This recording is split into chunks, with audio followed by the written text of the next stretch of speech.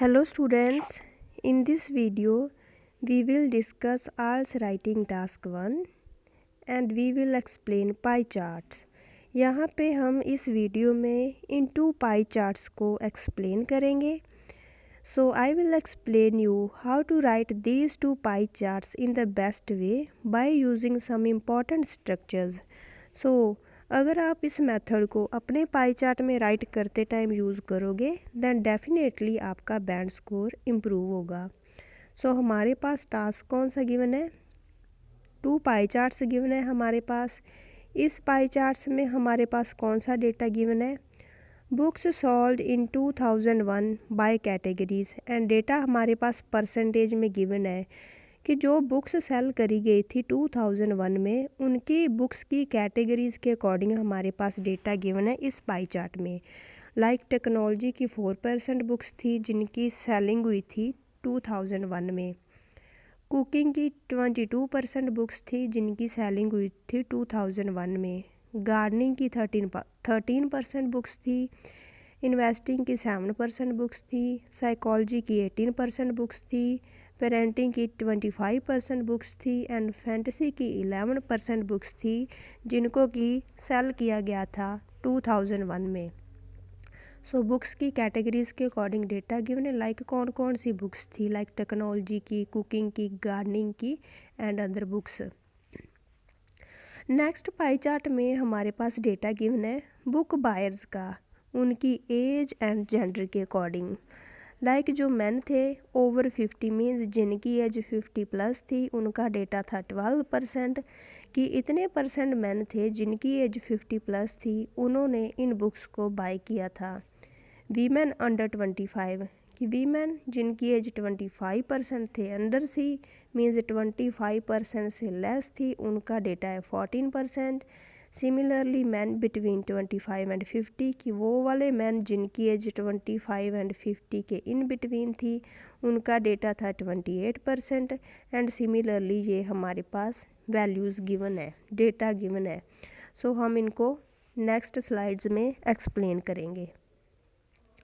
Firstly, we will paraphrase our given statement. The given statement is the charts below describe sales of capital book store in 2001 कि जो हमें charts given थे वो क्या describe कर रहे हैं, सेल्स को डिस्क्राइब कर रहे हैं किसी बुक स्टोर की सेल्स को 2001 में कि बुक स्टोर ने कितनी कितनी परसेंट बुक्स को सेल किया था, वो सेल्स को डिस्क्राइब कर रहे हैं पाई चार्ट्स। सो हम करेंगे पैराफ्रेज इस स्टेटमेंट को। The provided pie chart diet illustrates the percentage of different types of books sold by a particular bookstore in 2001 along with the fraction of customers according to age and gender। सी जब भी आप paraphrasing करते हो या तो आप कुछ words को चेंज कर लो या आप सेंटेंस को भी थोड़ा चेंज कर सकते हो but meaning should be same. Paraphrasing के बाद स्टेटमेंट का मीनिंग सेम रहना चाहिए जो कि गिवन स्टेटमेंट में मीनिंग मिलता है आपको। सी हमने राइट किया कि provided pie chart dyad, dyad means something that consists of two elements कि कोई भी चीज़ जिसमें टू एलिमेंट्स आते हैं उसको बोलते हैं हम डायड। अगर टू एलिमेंट्स की बात करें वो होता है प्लूरल, टू लग गया उसके आगे है ना। बट डायड जैसे एक पेयर नहीं होता, पेयर में टू थिंग्स होती हैं, सो पेयर सिंगुलर है बट टू थिंग्स प्लूरल है। सिमिलरली टू पाई चार्ट्स की बात करें वो हो गया प्लूरल बट हमने डाइड साथ में वर्ड ऐड कर दिया मीन्स ये इनके पेयर को शो कर रहा है, सो ये सिंगुलर है। सो इसके लिए हम वर्ब भी सिंगुलर यूज़ करेंगे। हम वर्ब कैसे सिंगुलर बनती है, वर्ब के साथ एस और ई एस यूज़ कर दे तो सिंगुलर हो जाती है। कि जो प्रोवाइडेड पाई चार्ट डायड है मीन्स पाई चार्ट्स का सेट प्रोवाइड है किया गया है हमें, वो क्या शो कर रहा है, शो को हमने राइट किया इलस्ट्रेट। सो सब्जेक्ट सिंगुलर है सो वर्ब भी सिंगुलर यूज़ करेंगे, एस यूज़ कर दिया साथ में तो सिंगुलर बन गई। वो क्या शो कर रहा है, परसेंटेज शो कर रहा है डिफरेंट टाइप्स ऑफ बुक्स की जो कि सेल करी गई थी पर्टिकुलर बुक स्टोर के द्वारा 2001 में। एक तो बुक्स की उनकी कैटेगरीज के अकॉर्डिंग थी परसेंटेज, उस लाइन को एक्सप्लेन कर दिया। और हमारे पास कौन सा डेटा था, एज एंड जेंडर के अकॉर्डिंग बुक बायर्स का, उनको हम कस्टमर्स भी बोल सकते हैं। अलॉन्ग विद मीन्स हम सेकंड पाई चार्ट को एक्सप्लेन करने जा रहे हैं। Along with the fraction of customers according to age and gender, कि इसके साथ फ्रैक्शन हमारे पास कस्टमर्स की गिवन है उनकी एज एंड जेंडर के अकॉर्डिंग। सो हमने अपनी स्टेटमेंट को पैराफ्रेज कर लिया। सी स्टेटमेंट में हमारे पास सब्जेक्ट था ना चार्ट्स, मीन्स 2 चार्ट्स हैं। सो ये सब्जेक्ट प्लूरल है, इसीलिए इन्होंने डिस्क्राइब वर्ब को भी प्लूरल यूज़ किया, एस यूज़ नहीं किया इन्होंने। सो आपने अपना सब्जेक्ट चेक कर लेना पहले। सो हम अब 2 पाई चार्ट्स को एक्सप्लेन करेंगे नेक्स्ट स्लाइड्स में। बिफोर दैट, जिन्होंने इस चैनल को अभी तक सब्सक्राइब नहीं किया, make sure to subscribe this channel if you want to score 7+ band in your final exam, because on this channel I will provide you the best content and super classes for your best preparation. Now our body paragraph 1, इसमें हम इस pie chart को first pie chart को explain करेंगे, जिसमें कि हमें books की सेल्स गिवन है बुक्स की कैटेगरीज़ के according. At the fleeting glance it is immensely clear that, see यहाँ पे 2001 आएगा कि as far as sales of books as per types was concerned. आपकी ना बॉडी पैराग्राफ की स्टार्टिंग लाइन से एग्जामिनर को क्लियर होना चाहिए कि आप इस बॉडी पैराग्राफ में क्या एक्सप्लेन करने जा रहे हो। इस बॉडी पैराग्राफ में हम बुक्स की सेल को डिस्क्राइब करने जा रहे हैं ना, एक्सप्लेन करने जा रहे हैं बुक्स की कैटेगरीज़ के अकॉर्डिंग।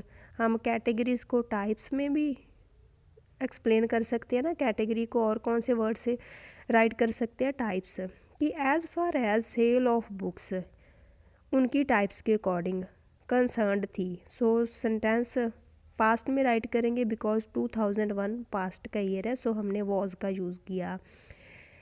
फ्रेज़ कौन सा यूज़ किया, एज़ फार एज़ की बुक्स की जो सेल थी उनकी टाइप्स के अकॉर्डिंग कंसर्न्ड थी। Parenting ranked first accounting for 25%। सी इस पाई चार्ट में हमारे पास हाईएस्ट वैल्यू पेरेंटिंग की है, इसकी वैल्यू 25% है। अदर जो वैल्यूज़ है 25 से लेस है। जब भी आप पाई चार्ट को बॉडी पैराग्राफ 1 में स्टार्ट करते हो राइट करना, सो सबसे पहले आप हाईएस्ट फिगर को मीन्स हाईएस्ट सेक्टर को एक्सप्लेन करो एंड उसके कंट्रास्ट में लोएस्ट को एक्सप्लेन कर दो। सो पेरेंटिंग की वैल्यू सबसे हाईएस्ट थी, सो हमने राइट कर दिया पेरेंटिंग रैंक्ड फर्स्ट की, ये फर्स्ट रैंक पे थी। अकाउंटिंग फॉर 25%, इसका फिगर भी एक्सप्लेन कर दिया। सो हाईएस्ट के कंट्रास्ट में लोएस्ट एक्सप्लेन करेंगे। लोएस्ट वैल्यू कौन सी है, 4%।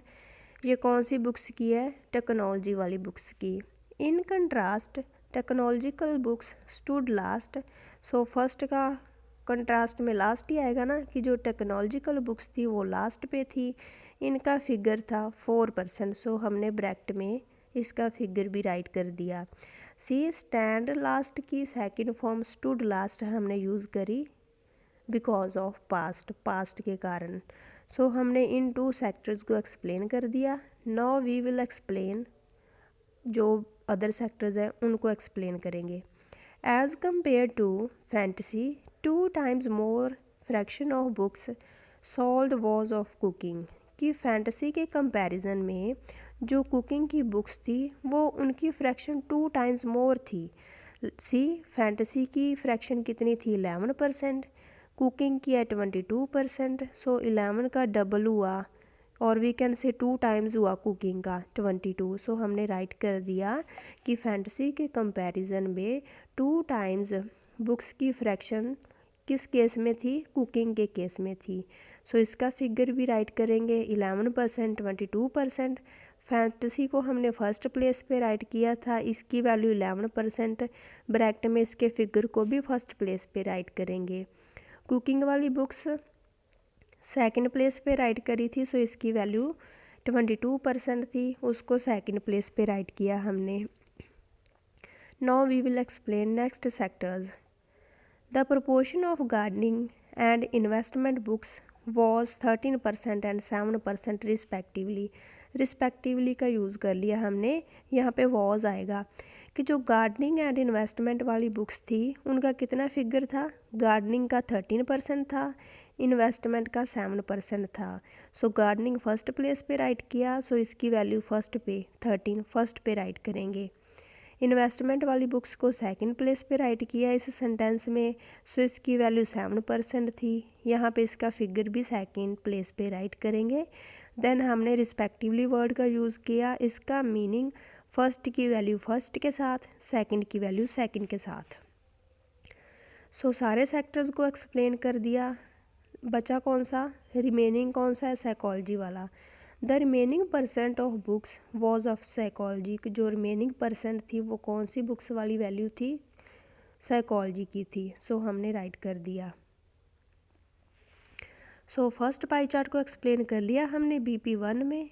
Now we will explain this second pie chart in our body paragraph 2।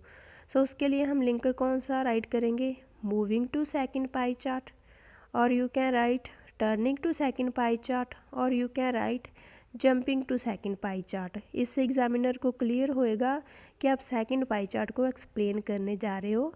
And इस पाई चार्ट में हमारे पास डेटा कौन सा गिवन है, बुक बायर्स का, मीन्स कस्टमर्स का डेटा गिवन है जिन्होंने बुक्स को बाय किया था, एंड उन कस्टमर्स की एज एंड जेंडर के अकॉर्डिंग हमारे पास डेटा गिवन है।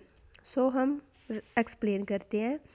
As regards over 50 age group, 3 age groups है ना हमारे पास, over 50, under 25, between 25 and 50।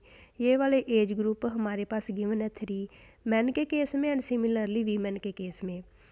As regards over 50 age group, यहाँ से एग्जामिनर को क्लियर होएगा कि ओवर 50 वाले एज ग्रुप को राइट करने जा रहे हैं।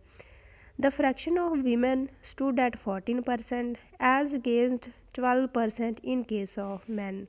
कि जो फ्रैक्शन है वीमेन वाली, पहले देखो ओवर 50 वाला ये है, मैन की वैल्यू है 12%, वीमेन ओवर 50, वीमेन वो वाली जिनकी एज 50+ है उनका फिगर है 14%, मैन का 12%, वीमेन का 14%।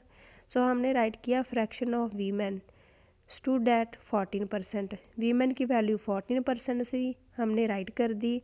As against means as compared to, 12% किस केस में थी, मैन के केस में थी। सो हमने राइट किया 12% in case of man. Next, the proportion of man under 25 age group.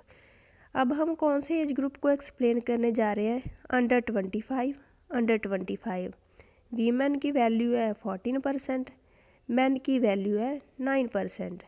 की प्रोपोर्शन वो वाले मैन का जिनकी एज अंडर 25 थी, उनका प्रोपोर्शन कितना था, 9%।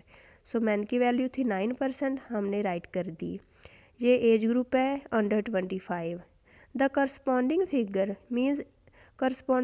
मीन्स सेम सेक्टर को एक्सप्लेन करने जा रहे हैं। सो मैन का कर दिया, and now we will write women, कौन सा एज ग्रुप, 25 का। सो हमने राइट कर दिया वर्ड करस्पॉन्डिंग फिगर, मीन्स इसी एज ग्रुप को एक्सप्लेन करने जा रहे हैं वीमेन के केस में।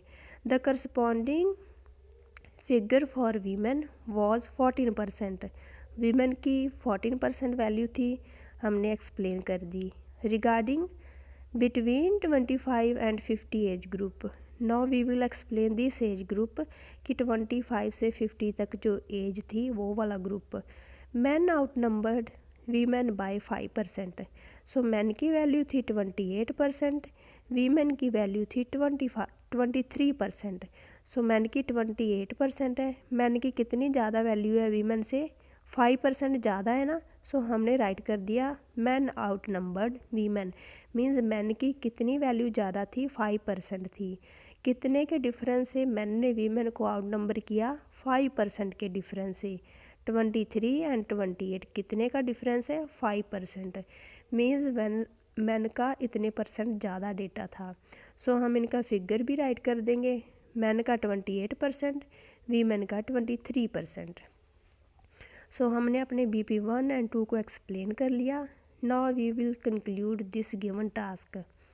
टू सम अप, उसके लिए हमने लिंकर यूज़ किया टू सम अप, और you can write overall, overall word को भी आप राइट कर सकते हो।